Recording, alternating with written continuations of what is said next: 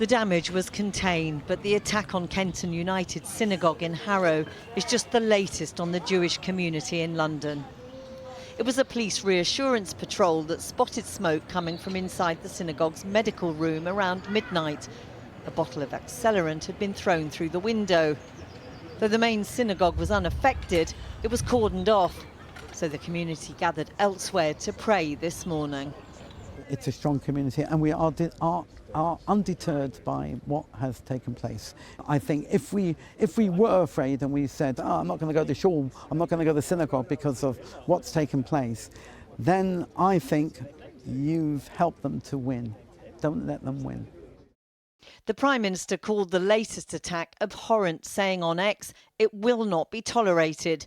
Attacks on our Jewish community are attacks on Britain. The first in a string of recent attacks began early on the 23rd of March, when 4 Jewish community ambulances were set alight in Golders Green. But they've escalated this week.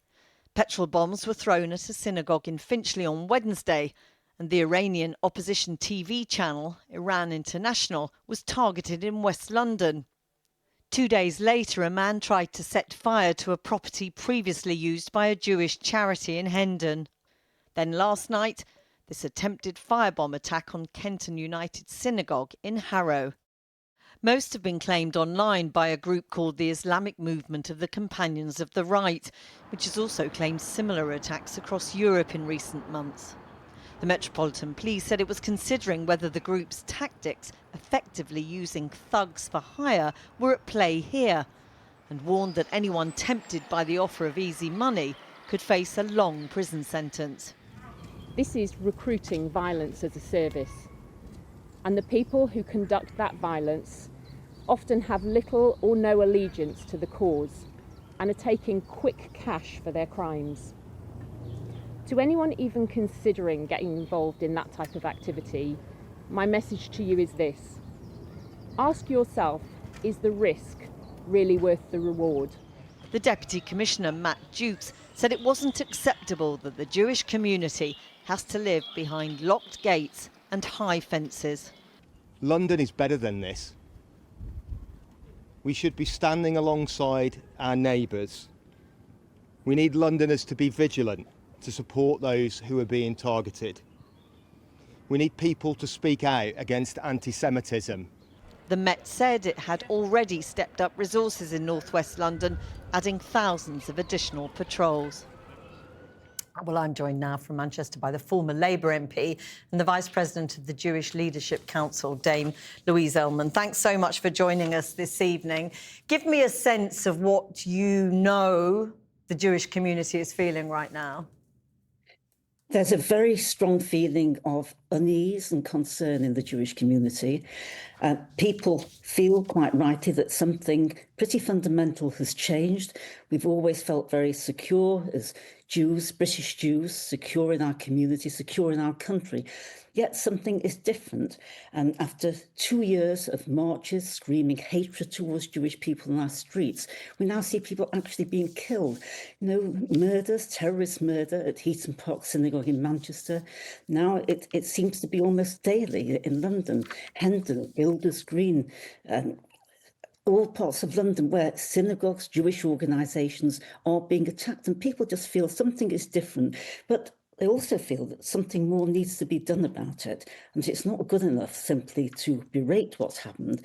Action should be taken, and that should be more fundamental than what's happening now. And the Metropolitan Police issued very strong statements today saying, they're stating their determination to make sure that the Jewish community would feel protected. What do you make of the fact that they are considering that this may be to do with Iranian proxies? This isn't new. It's been known for a very long time that the Iranian Revolutionary Guards and other Iranian organisations are active in Britain, may not be directly, but through their proxies. And for a long time now, people have been calling for the prohibition of the Iranian Revolutionary Guards, for something much more than the weak action that's currently proposed against them. And only last May, the government's independent reviewer of terrorism legislation, Sir Jonathan Hall, suggested some specific actions that could be taken. The government agreed with them, but yet nothing has happened. So I think we now need action on that. Policing needs to be stepped up, as indeed it has been. That must be continued. But we must look deeper than that, look at what is actually happening through Iran and its agents on the streets of Britain. I mean, there's quite a complication here, isn't there? The Met Police today talking about this idea that there may be thugs for hire, as they called it, that these may be people who are essentially being paid to attack synagogues. That's very difficult to police, isn't it? But they did say today that there would be very tough sentences for anyone that they prosecute. Well, the police did today talk about thugs for hire and give warnings to people about getting involved in that. But this isn't random thugs.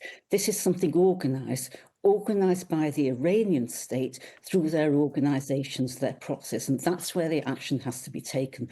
It's just not good enough to complain about what's happening and to say maybe it's being done by thugs for hire. Who's behind those thugs for hire? We know who it is, and it's high time action was taken. And very, very briefly, if you would, I mean, the government continue to say that they're doing more and more to help protect the Jewish community. Are you convinced by that? Well, more is being done, and even more needs to be done.